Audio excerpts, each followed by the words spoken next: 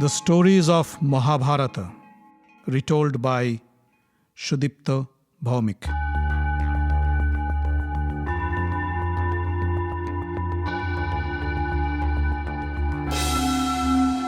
Welcome, dear friends, to another episode of the stories of Mahabharata. In the last episode, we heard how Sikhandi and Arjun riddled Bhishma's body with arrows and incapacitated him for good.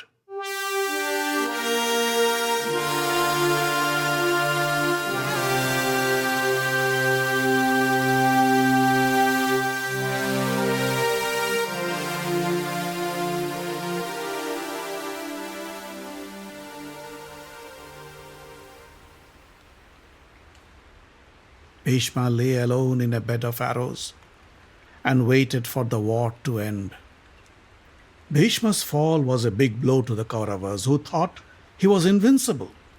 They knew they still had many gallant warriors on their side, but losing Bhishma was something they couldn't grapple with. The war was far from over, and the next morning the two armies would clash again on the battlefield. Duryodhan couldn't sleep. He strutted around his tent and tried to figure whom to pick as his next commander-in-chief, who could lead his army to victory. Karna couldn't sleep either. His fights with Bhishma created a bitterness between them.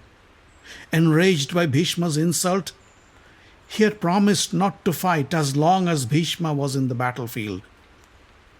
Now, when his time has come to join the battle, he felt maybe his feelings towards Bhishma were a bit too harsh. Without the blessings of the great Kaurava patriarch, he felt his mission to kill the Pandavas would never succeed. Karna mounted a horse and galloped towards the battlefield where Bhishma lay on a bed of arrows. The sun was yet to rise when Karna got off his horse and walked towards Bhishma. He knelt next to the old man, but couldn't say a word. Tears flowed down his cheeks as he covered his mouth with his fist to control his emotions. Bhishma opened his eyes and noticed Karna. He called his guards and said, "Can you please leave us alone for a moment?" The guards bowed and moved away. Bhishma extended his arm and gently touched Karna's shoulder. "I'm glad you came to see me.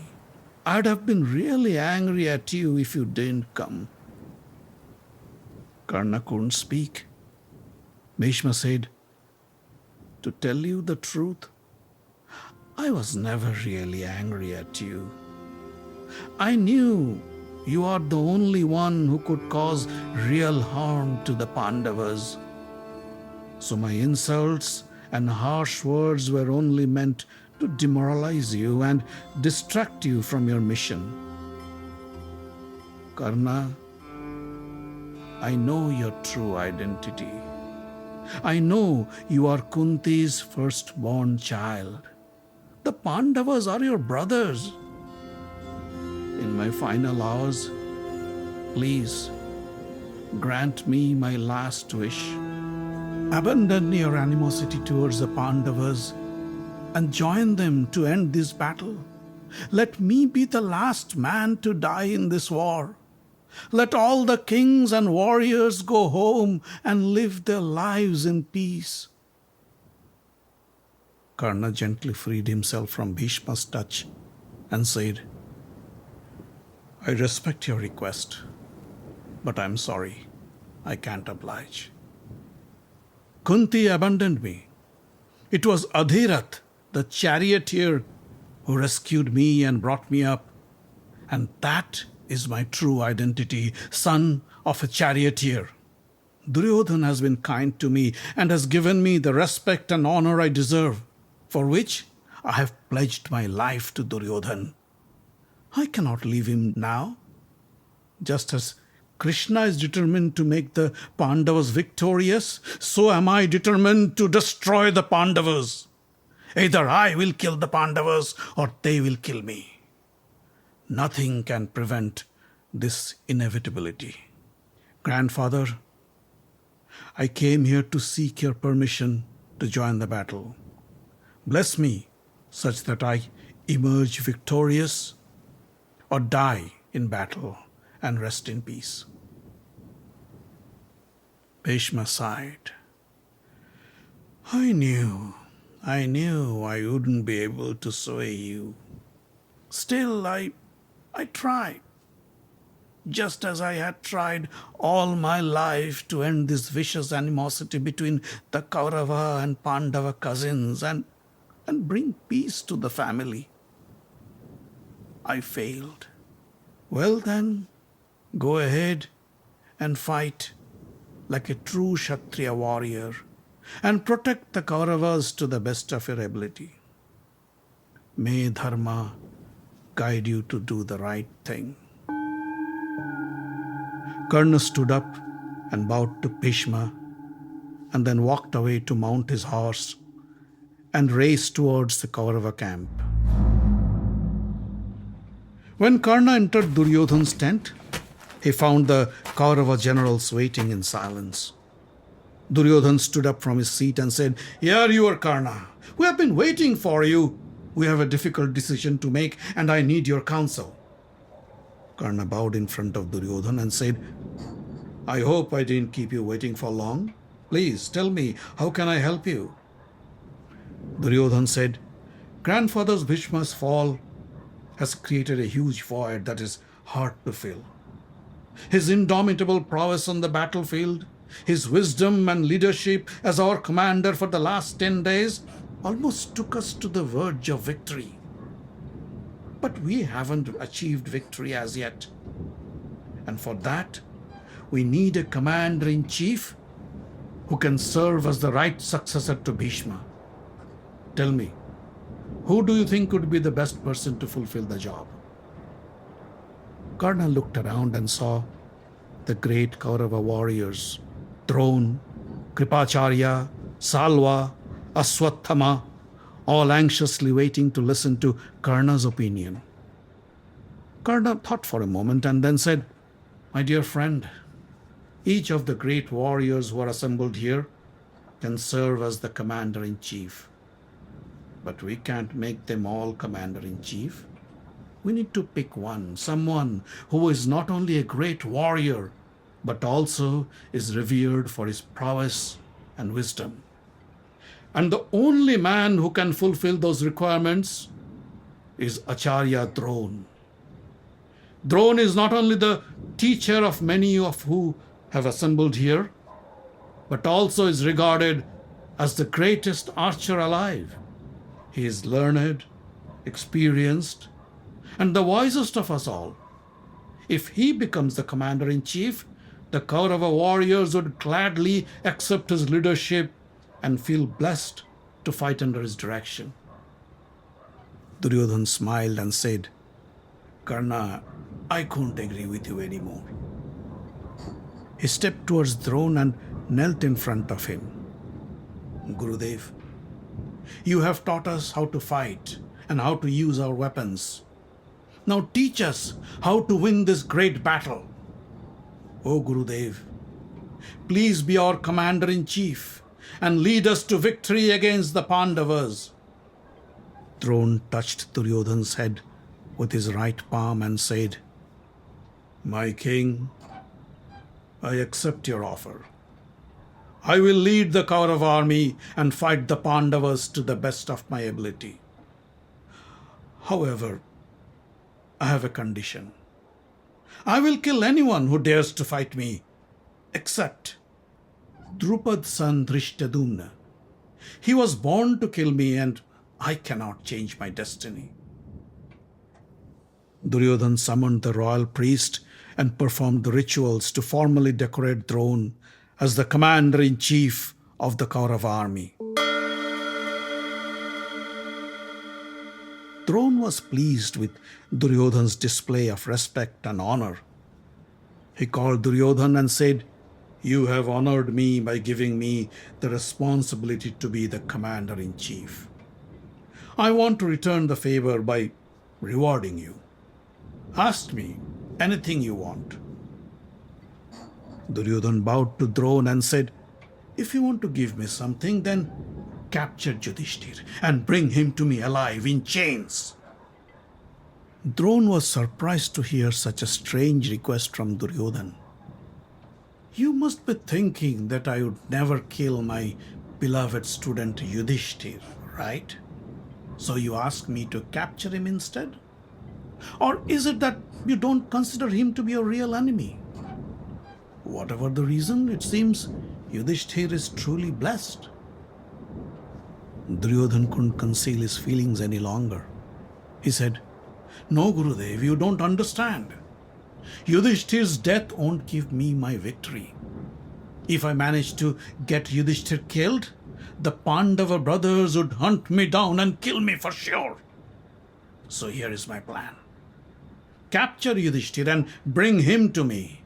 I will then challenge him to another game of dice and send him and his brothers back to the forest in exile for a long, long time.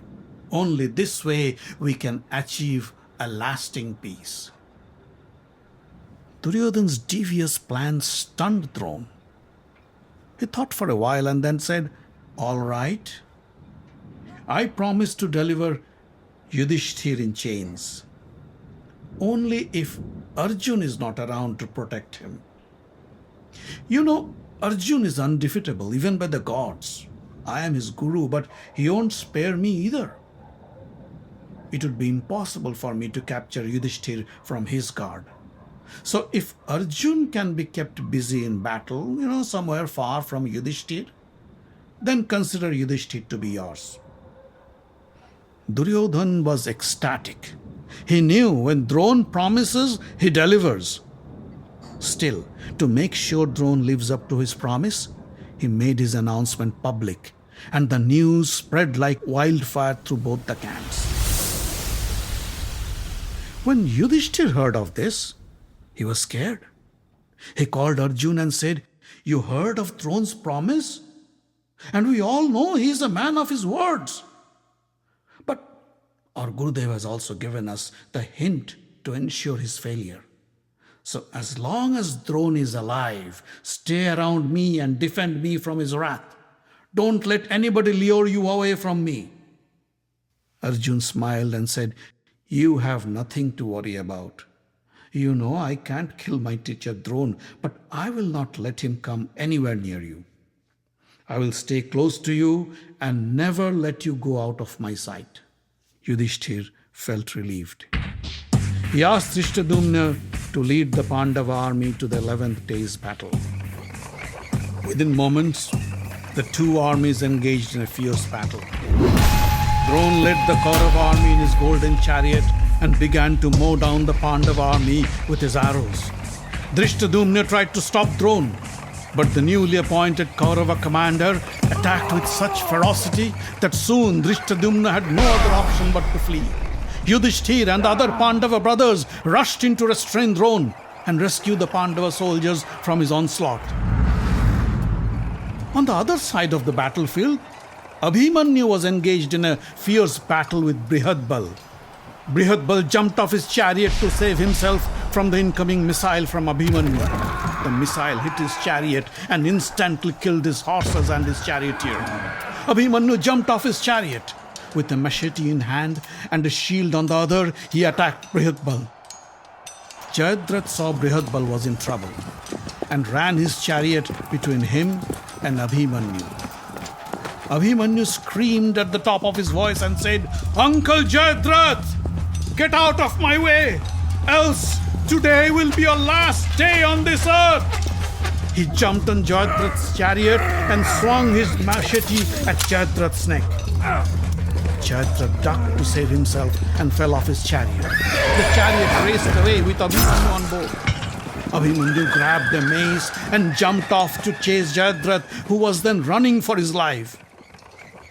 Salva was watching the battle between Abhimanyu and Jayadratha and felt that if he didn't intervene, Jayadratha would be a dead man in a matter of seconds. He got off his chariot with a huge mace in hand and challenged Abhimanyu. My dear grandson, leave Jayadratha alone and fight me if you can. Let me see how well you have mastered the art of mace. He swung his humongous mace above his head and stood blocking Abhimanyu's path. Abhimanyu stopped and said, Don't try to stop me, granduncle. You may be an expert with the mace, but I am not a novice either. I learned my skills from none other than the greatest mace warrior of the world, my uncle Bhimsen. Come on and try me. I'm sure my mace is eager to taste your blood. Salva was amused to hear the war cry of the young lad who was still in his teens. Only cowards use rhetoric with the hope of scaring off their opponents. Those pompous words don't mean anything to me. Come and give me a good fight. He stomped ahead to face Abhimanyu. Bhim was passing by on his chariot and noticed Abhimanyu was about to pounce upon Salva with his mace. He knew Abhimanyu might be a great warrior, but he was no match to Salva on the mace. Salva would crush him in no time. Bhim swerved his chariot and faced Salva. Uncle Salva, if a mace fight is what you want, then leave the boy alone and fight me.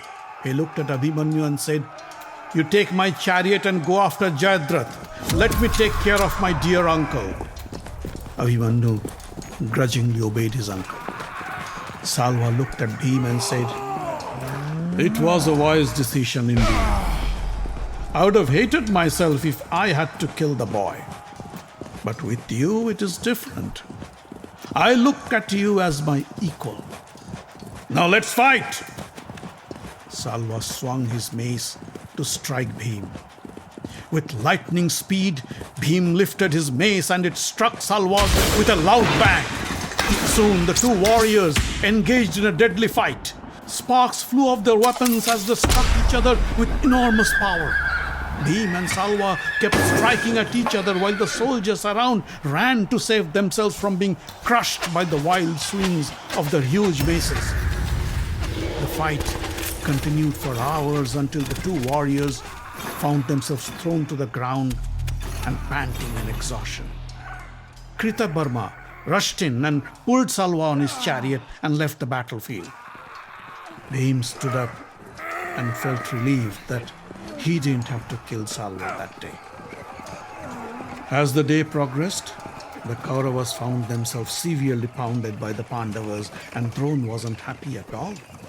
He didn't want his first day as the commander-in-chief to turn out to be a huge disaster for the Kauravas. He tried to boost the spirit of the fleeing Kaurava soldiers. Don't be afraid of the Pandavas. Turn around and fight. We will be victorious. Dron felt the only way to gain the trust of his soldiers was by keeping his promise. He asked his charioteer to take him to Yudhistir. As soon as Yudhishthir's chariot came in view, Dron engulfed him in a volley of arrows. Yudhisthir was overwhelmed. He cried out for help. The Panchal prince Kumar came to help and struck Dron with powerful weapons. Dron deflected them all and kept on with his attack on Yudhisthir. Bhagyadatta and Singhasen came to protect Yudhisthir, but Dron's arrows soon took their lives. Helpless, Yudhisthir looked around for Arjun, but he was nowhere to be found. The Kaurava soldiers around were quite certain that today Dron would certainly capture Yudhisthir, and the Pandavas would have no other option but to surrender. Hearing of Dron's imminent victory, Duryodhan asked his charioteer to take him near Dron. The other Kaurava generals followed him too. Just as Yudhisthir was about to give up all hope, Arjun rushed in with his chariot and covered the sky with thousands of arrows hurled towards Dron. His chariot circled Yudhistir and created a wall of shooting arrows that overwhelmed Dron and his warriors. Dron knew, with Arjun around, it would be impossible for him to come anywhere near Yudhistir. He called out at Yudhistir and said, "My dear Yudhistir, today you are lucky to have Arjun come to your rescue. But remember, this won't happen every day." Saying so, he turned his chariot and left the battlefield. Soon, the day ended with the sun setting in the western horizon, and the warriors sighed in relief.